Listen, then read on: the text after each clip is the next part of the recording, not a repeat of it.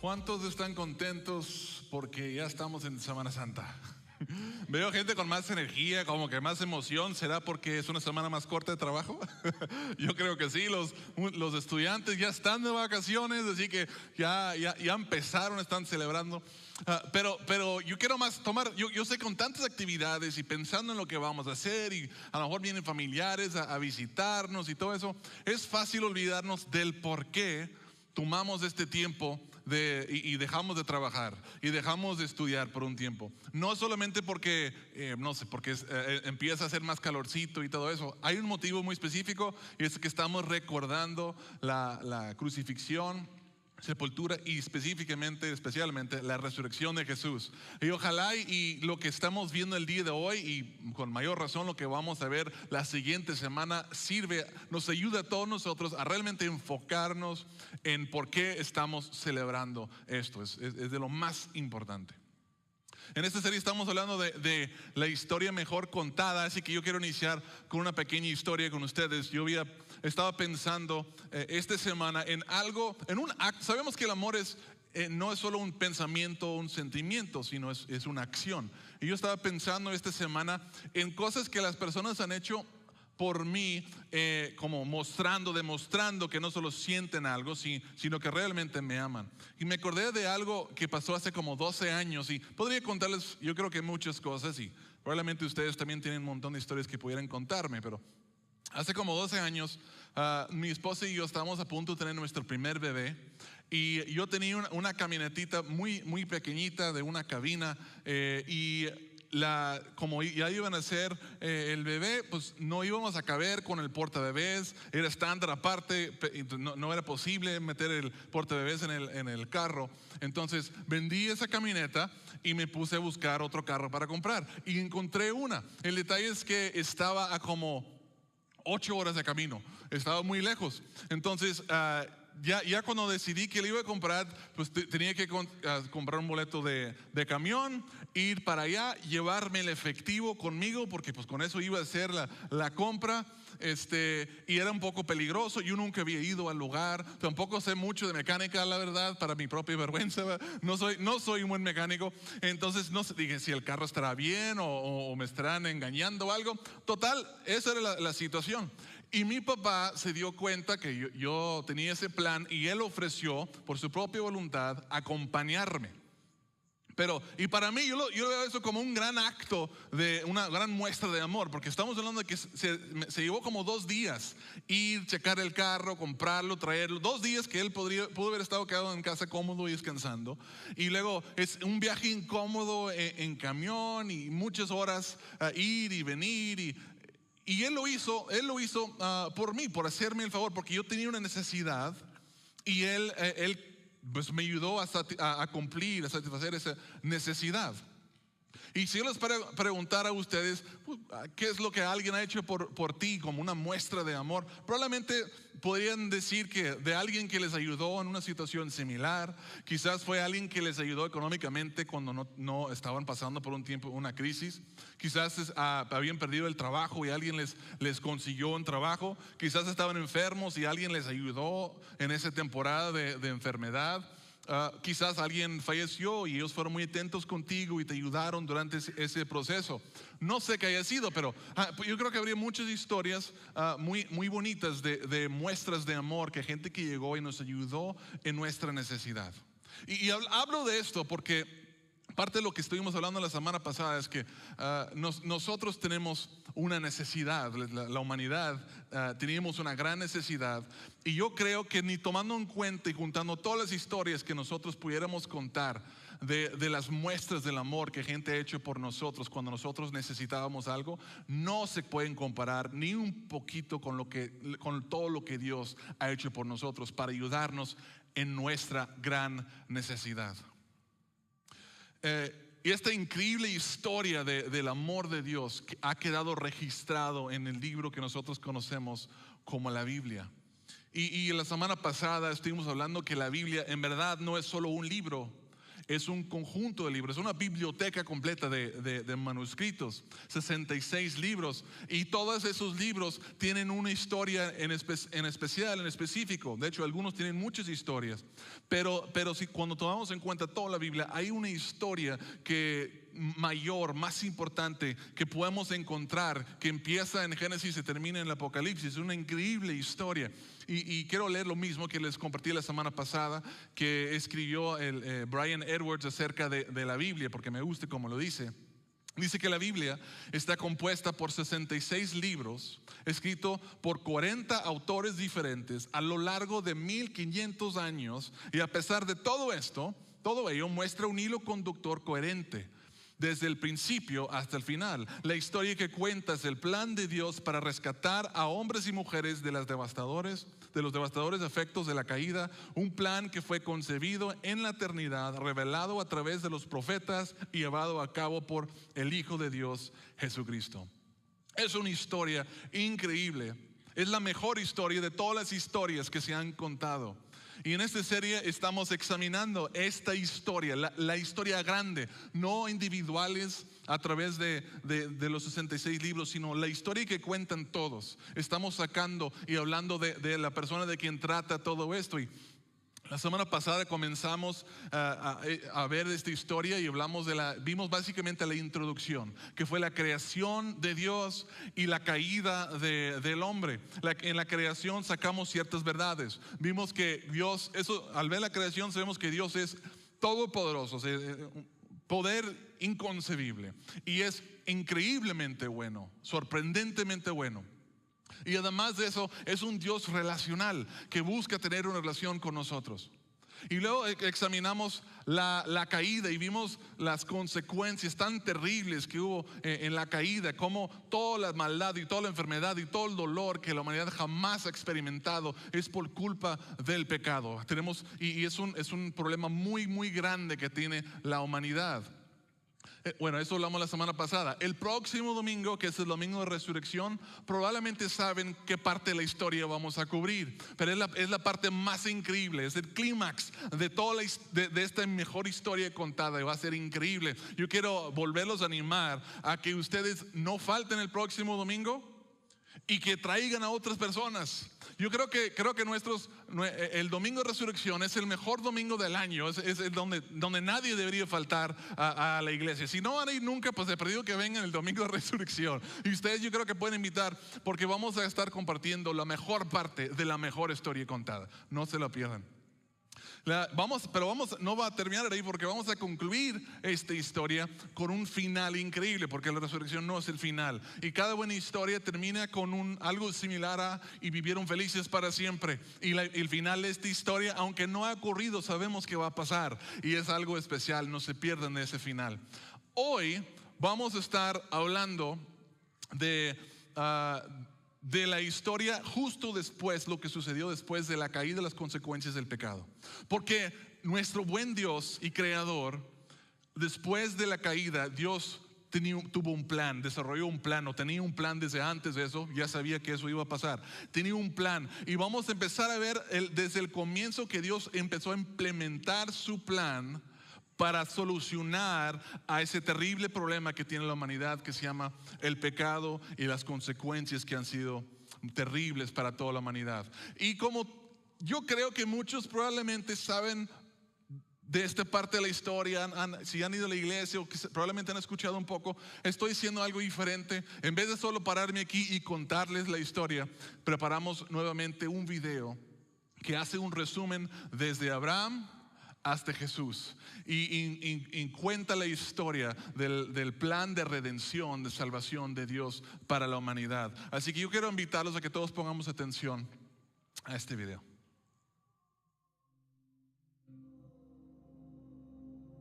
Para implementar su plan, Dios buscó un hombre que confiara en él.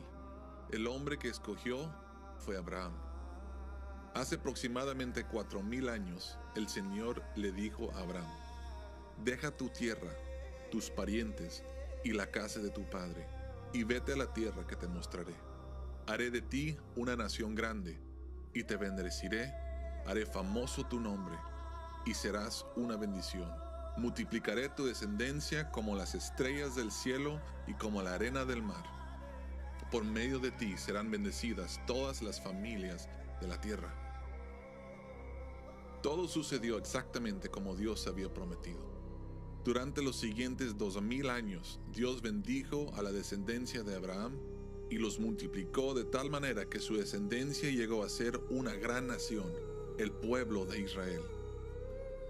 De la descendencia de Abraham salieron reyes, sabios, guerreros, profetas y grandes hombres de fe.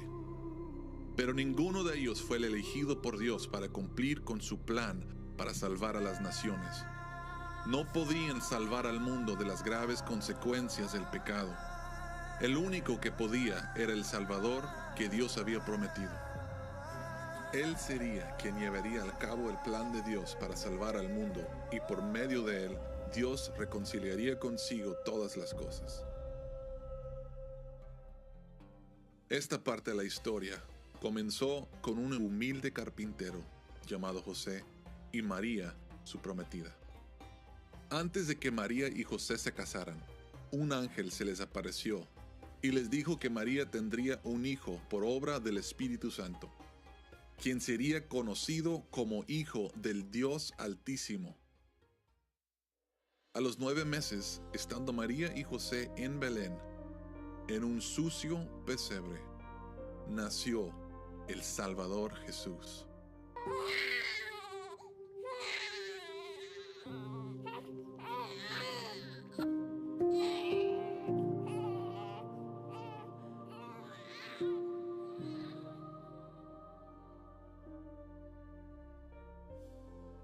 Su nacimiento fue anunciado por ángeles.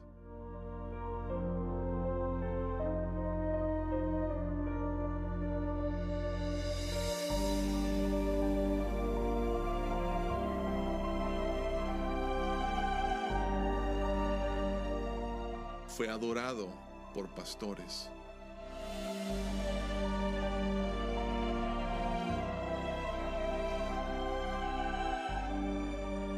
Y visitado por sabios.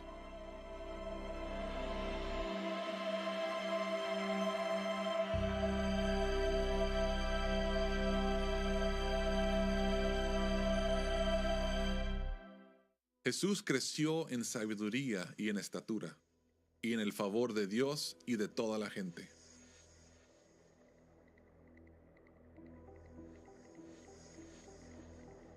A sus 30 años fue para ser bautizado por Juan el Bautista. Al salir del agua se escuchó la voz de Dios, quien dijo: "Este es mi Hijo amado, estoy muy complacido con él". Ese día marcó el comienzo del ministerio de Jesús. Por los siguientes 3 años fue de pueblo en pueblo haciendo cosas asombrosas, cosas que solo Dios podría hacer. En una ocasión alimentó a miles de personas con solo 5 panes y 2 peces, y hasta sobró mucha comida. En otra ocasión, sus discípulos se habían adelantado a ir a un lugar en barco, y Jesús los alcanzó caminando sobre el agua. Incluso un día, cuando iba con sus discípulos en un barco, se levantó una fuerte tempestad, y Jesús reprendió a la tormenta, y el viento y mar lo obedecieron. Por todas estas cosas, multitudes acudían a él. Entre ellos venían muchos enfermos, y al verlos, Jesús siempre les mostraba compasión e hizo toda clase de milagros entre ellos. Una vez sanó a un leproso.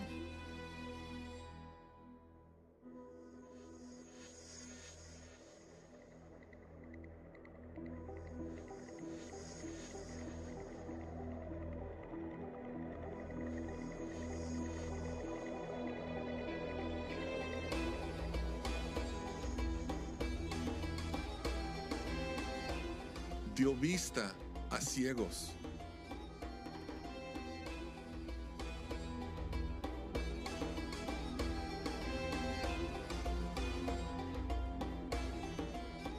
sanó a paralíticos.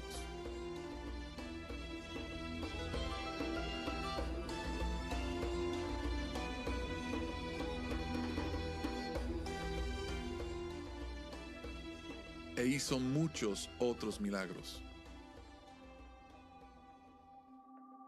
A pesar de ser el Hijo de Dios, no vino para ser servido, sino para servir.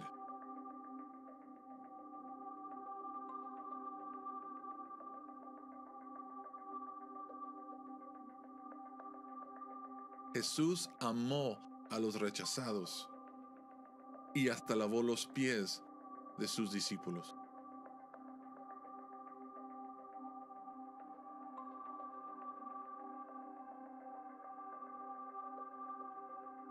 Y por donde sea que iba, predicaba las buenas nuevas del reino, diciendo: arrepiéntense, porque el reino de los cielos está cerca.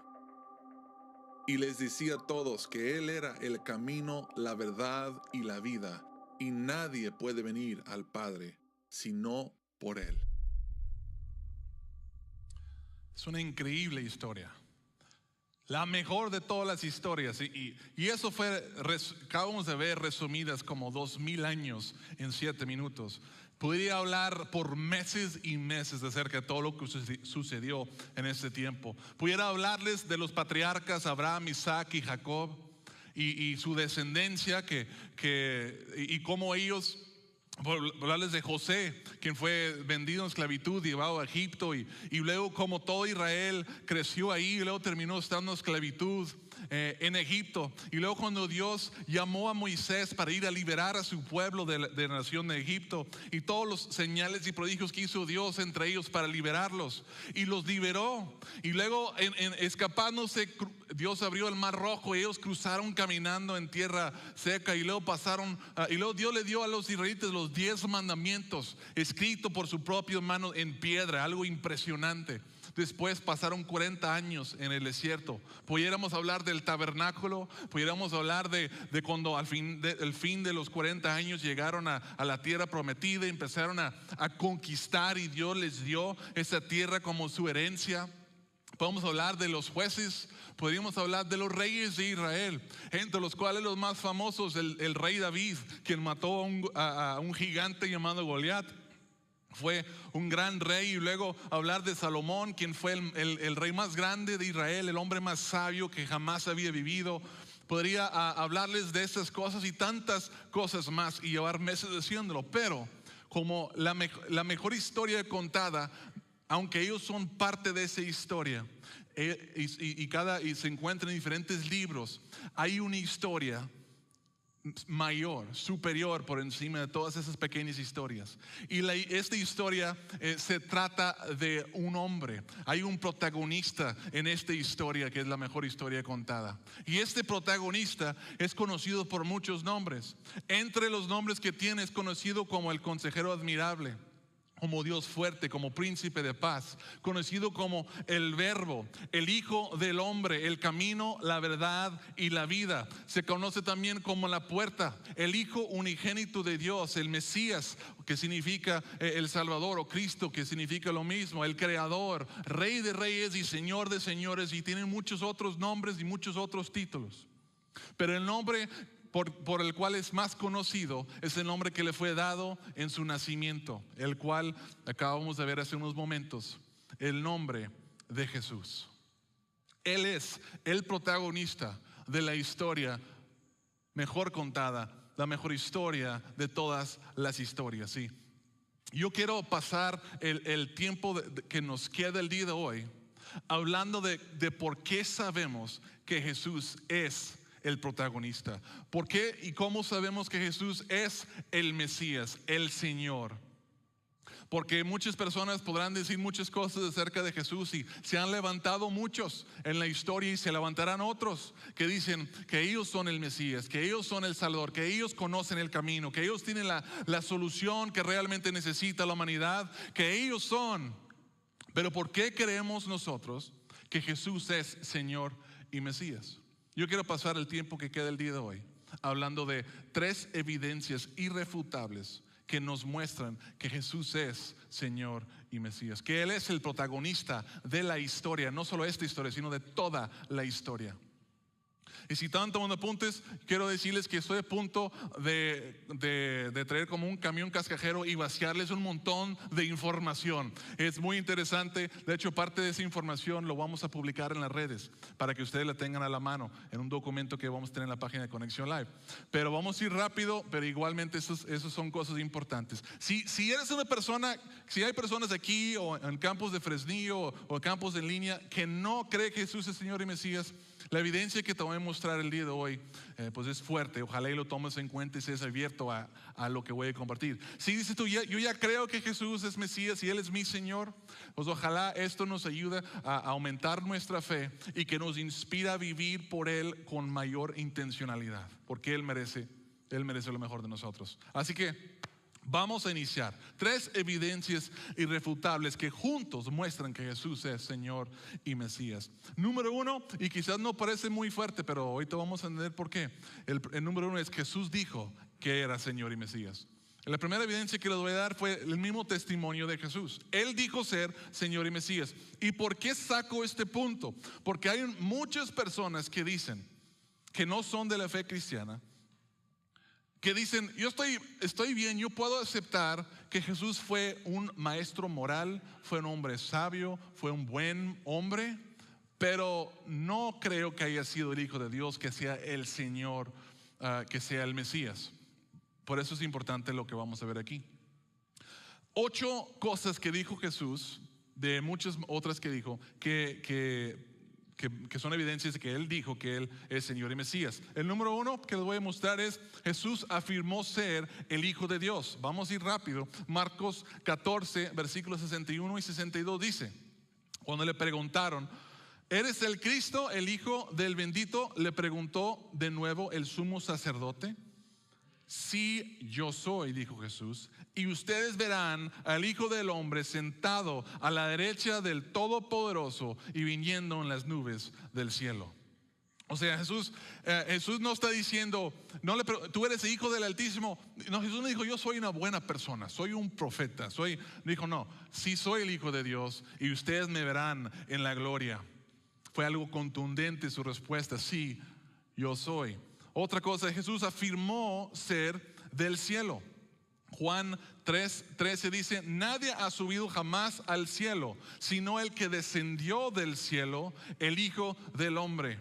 El Hijo del Hombre era uno de los títulos favoritos de Jesús. El profeta Daniel, cuando se refería a Mesías, siempre hablaba acerca del Hijo del Hombre, acostumbraba a hacerlo. Jesús dijo, yo soy el Hijo del Hombre, y nadie ha subido al cielo, excepto el Hijo del Hombre, quien descendió del cielo. Jesús está diciendo, yo no soy de esta tierra, yo no soy un hombre común, yo soy alguien especial, soy diferente, soy superior, yo bajé del cielo. Jesús afirmó ser el único camino a la salvación. Juan 14:6 dice Jesús, yo soy el camino, la verdad y la vida, nadie llega al Padre sino por mí. Son palabras fuertes, porque Jesús me dijo, yo soy un camino al Padre, soy el camino. Yo no soy una verdad, soy la verdad. No soy una opción que te puede dar vida, yo soy la única opción, soy el único camino al Padre. Esa es una afirmación que solo el Mesías podría dar. Jesús afirmó haber compartido la gloria de Dios en el cielo y existir antes del mundo. En Juan 17:5 dice, y ahora, Padre, Jesús orando, glorifíqueme en tu presencia con la gloria que tuve contigo antes de que el mundo existiera. Jesús está diciendo, yo ya tuve esa gloria. Antes de que el mundo existiera, yo soy y yo tuve esa gloria. Jesús afirmó ser capaz de perdonar pecados. Fíjese cómo respondieron las personas que estaban ahí cuando Jesús dijo esto. Entonces le dijo Jesús, ahí a tus pecados quedan perdonados. Los otros invitados comenzaron a decir entre sí, ¿quién es este que hasta perdona pecados? O sea, ¿quién puede perdonar pecados? Solo el Señor y Mesías, es la respuesta. Jesús afirmó ser un rey celestial, hablando con Pilato antes de o durante su juicio. antes de ser crucificado. Él dijo: mi reino no es de este mundo, contestó Jesús. Si lo fuera, mis propios guardias pelearían para impedir que los judíos me arrestaran, pero mi reino no es de este mundo. Soy un rey, pero mi reino no es de este mundo, es un reino celestial. Y en Lucas 22:69 Jesús habla de su trono en el cielo. Pero ahora en adelante dice: el Hijo del Hombre estará sentado a la derecha de Dios Todopoderoso. En el reino celestial, en su trono, era un rey celestial, según su propia afirmación. Jesús afirmó ser capaz de dar vida eterna. En Juan 10:28 dice: yo les doy vida eterna y nunca perecerán, ni nadie podrá arrebatármelos de la mano. Jesús dice: yo soy, no otros, yo. Juan 11:25, Jesús dijo: yo soy la resurrección y la vida, el que cree en mí vivirá aunque muera. Y por último, Jesús afirmó ser igual a Dios en Juan 10:30, el Padre y yo somos uno. Cuando dijo muchos de estos comentarios, la gente que lo escuchó entendieron que él estaba diciendo que era el Señor y Dios. ¿Por qué? ¿Sabes cómo respondieron muchos? No le creyeron en el momento, tomaron piedras para matarlo, porque ellos sabían que Jesús estaba afirmando ser Señor y Mesías. O sea, ellos entendieron eso. Jesús sin duda dijo esas cosas y él pensaba ser Señor y Mesías. ¿Y por qué digo esto? Como dije hace unos momentos, algunas personas dicen: yo puedo aceptar a Jesús como un buen maestro, un maestro moral, un hombre sabio, un hombre pues digno de admiración y debe ser respetado, sus enseñanzas y todo eso.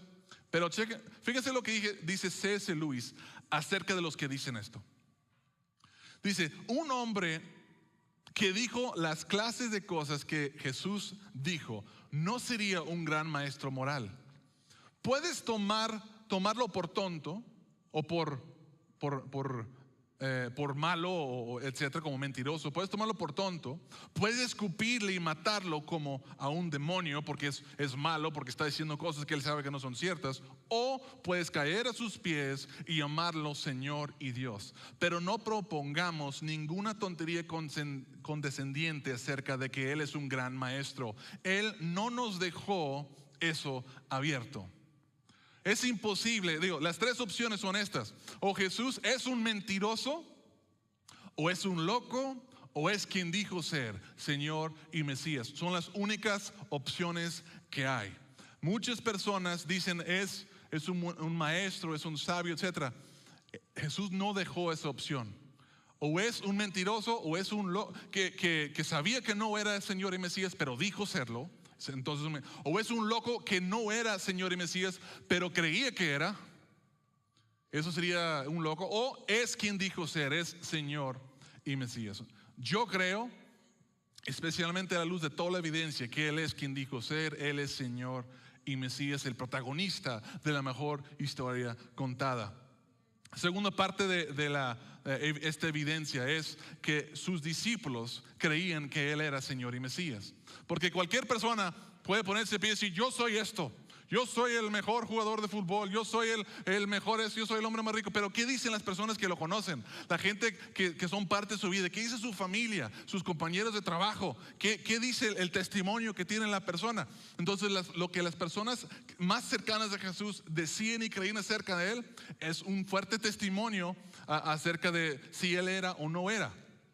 Y por ejemplo, Pedro dijo, discípulo de Jesús, quien estuvo con Jesús durante todo su ministerio, dijo: por tanto, se puso de pie delante de 3,000 personas y dijo esto: por tanto, sépalo bien todo Israel, que este Jesús Dios lo ha hecho Señor y Mesías. Palabra por palabra, tal cual.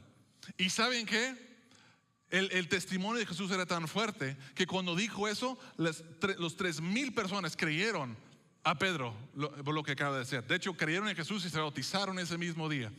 Porque los que conocían a Jesús también creían que sus declaraciones eran acertadas, eran ciertas. En Juan 6, 68 y 69, Pedro también dijo: tú tienes palabras de vida eterna y nosotros hemos creído y sabemos que eres el Santo de Dios. El apóstol Juan dijo, me encanta esta descripción, dice: en el principio ya existía el verbo, Y el verbo estaba con Dios y el verbo era Dios. El verbo es importante. Él estaba con Dios en el principio. Y por medio de Él todas las cosas fueron creadas. Sin Él nada de lo creado llegó a existir. Y el verbo se hizo hombre y habitó entre nosotros, y hemos contemplado su gloria, la gloria que corresponde al Hijo unigénito del Padre, lleno de gracia y de verdad. O sea, el verbo, un nombre de Jesús. Antes de la creación, por medio del verbo, todas las cosas fueron creadas. Y luego dice que el verbo se hizo carne y habitó entre nosotros. Es irrefutable que Pedro se está refiriendo a Juan, que él creía que era el creador y el que se había hecho carne. El apóstol Pablo también dijo, Colosenses 2, 9 y 10, dice: toda la plenitud de la divinidad habita en forma corporal en Cristo. O sea, todo Dios en forma corporal en Cristo, y en Él, que es la cabeza de todo poder y autoridad. Y en Colosenses 3:1 está Cristo sentado a la derecha de Dios. Es obvio que ellos creían. ¿Y saben quién más? Hasta el hermano de Jesús, Santiago. El hermano tuvo hermanos. Jesús tuvo hermanos. María tuvo otros hijos después de Jesús. Jesús fue su primer hijo, tuvo otros. Uno de ellos se llamaba Santiago. Ahora, ¿qué tendrías que ser tú para convencerle a tu hermano, que te conoce mejor que nadie, que sabe todo lo que has hecho toda tu vida? ¿Qué tendrías que hacer para convencerle a tu hermano o tu hermana que tú eras el Hijo de Dios? No, pues tendría que ser algo impresionante. Pues hasta el mismo hermano de Jesús confesó que Jesús era el Mesías, Señor y Mesías. Y la evidencia más fuerte de su fe es que él prefirió morir antes de negar que Jesús era su Señor y su Mesías. Igual que todos los otros apóstoles, todos optaron la muerte antes de rechazar a su Señor y su Mesías. Estaban 100% convencidos. Así que Jesús dijo ser Señor y Mesías, y sus discípulos creían que Él es Señor y Mesías. Pero tú dirás, o alguien dirá, pues cualquier persona puede decir que es Señor y Mesías. Y un buen charlatán puede convencer a sus seguidores quizás de que Él es Señor y Mesías, pero eso no comprueba que Él es Señor y Mesías. Lo que les voy a mostrar ahora es evidencia que yo creo es muy fuerte, irrefutable, acerca de quién es, que Jesús es Señor y Mesías. Pero antes de esto quiero hacer una dinámica con ustedes. Voy a leer algo de la Biblia y yo quiero que ustedes me digan de quién está hablando y de qué está hablando, ¿ok? Es sencillo, de quién está hablando y de qué está hablando. No les voy a decir de dónde es ni cuándo fue escrito todavía. Dice: Él fue traspasado por nuestras rebeliones y molido por nuestras iniquidades. Sobre Él recayó el castigo, precio de nuestra paz, y gracias a sus heridas fuimos sanados. Maltratado y humillado, ni siquiera abrió su boca. Como cordero fue llevado al matadero, como oveja enmudecido ante su trasquilador, y ni siquiera abrió su boca. Se le asignó un sepulcro entre los malvados y murió entre los malhechores, aunque nunca cometió violencia alguna, ni hubo engaño en su boca. Todos participando. El que quiere decir, ¿de quién está hablando ahí? Jesús. ¿Qué parte de la vida está hablando ahí? Crucifixión, la muerte de Jesús. ¿Okay? Eso fue escrito 800 años antes del nacimiento de Jesús. 800 años antes de esto. Y esto es una profecía de más de 400 profecías que se encuentran entre 400 y 1000 años antes del nacimiento de Jesús. Todas las cuales Jesús cumple. Todas las cuales Jesús cumple. Y es interesante. ¿Por qué saco este punto? Porque cada profecía que se escribió acerca del Mesías, el que había de venir, servía para dos cosas. Servía para señalar al que iba a ser el Mesías, y para eliminar a todos los que no eran el Mesías. Porque hubo muchos que dijeron: yo soy el Mesías. Pero lo que Dios dio a estas profecías a Israel se han conservado en la Biblia, para que todos, incluyendo Israel, pudieran ver las profecías y decir: este no cumple con las profecías, este no es, este queda eliminado. Y para que Israel y nosotros pudiéramos ver las profecías y decir: este sí cumple, este sí cumple, este sí cumple. Y el Mesías, hay que entender, el Mesías tenía que cumplir con todas las profecías acerca de él, o quedaba descalificado. Es el criterio que Dios había dado. Así que para entenderlo mejor, imaginen que cómo sería escribir una carta. O sea, imagínense, ahorita están con nosotros el campus de Fresnillo. Imagínense que el campus de Fresnillo, hola Fresnillo, y ustedes quisieran escribir una carta al campus de Allende. ¿Qué es lo que harían? Bueno, pues harían algo así en la carta para poderla encontrar. Escribirías primero, si quieren poner en la pantalla. Escribías en la carta México, porque de todas las naciones del mundo la carta es para un lugar que se encuentra en México. Y luego en todas las cartas de todos los estados de México, Nuevo León, y para que llegue a Nuevo León, y de todas las ciudades de Nuevo León, Allende, y de todas las calles, Los Álamos, y de todos los lugares en Allende, Los Álamos, y la calle, y hasta el número de la casa, el lugar. Y ustedes podrían escribir esa carta y creo que llegarían la carta debería llegar al lugar donde estás enviando. Bueno, todas las profecías del Mesías funcionan de manera similar. Todas las profecías eran dirigidas, podían o descartaban o apuntaban hacia al que era el Mesías. ¿Entendido? Es fácil entender, ¿no? Bueno, quiero mostrarles algunas profecías, algunas nada más. Voy a enfocar en unas cuantas. Aquí en estas hojas tengo 48 profecías, las cuales van a estar disponibles en la página de Conexión Live también, en la página de Facebook, etcétera, porque no tengo tiempo para repasarlas todas. Pero aquí hay algunas profecías acerca de Jesús, qué es la profecía y cuándo fueron escritas esas profecías. Tenía que ser del simiente de Abraham, o sea, tenía que ser de la descendencia de Abraham. Esta profecía fue dado aproximadamente 1500 años antes del nacimiento de Jesús. Hijo de Isaac, 1500 años antes de Jesús aproximadamente. Hijo de Jacob, hijo del tribu de Judá. Jacob tuvo 12 hijos. De los 12 hijos, el Mesías tenía que venir del linaje de Judá. De todas las familias del tribu de Judá, de la familia de Isaí. Y de todos los hijos de Isaí, del hijo de la casa de David. De todas las ciudades en Israel, tenía que nacer en Belén. De todas las mujeres en Belén, tenía que nacer de una virgen. Le iban a traer regalos, iba a haber una matanza de niños por Herodes, iba a tener un celo por Dios, iba a venir un mensajero antes que él. Y todas estas profecías, voy a decir los años, mira, 1400 años antes, 1500 años antes, 650 años antes de su nacimiento, 580, 700, 675 años antes de su nacimiento. Y así, ¿cómo va? 48 profecías acerca de Jesús. Si Jesús no hubiera cumplido con una de esas profecías, hubiera sido descartado como el Señor y Mesías. A pesar de lo que Él dijo y lo que sus discípulos creyeron y de todos sus señales y milagros, Él hubiera sido descartado. Pero Jesús cumple con cada una de estas profecías.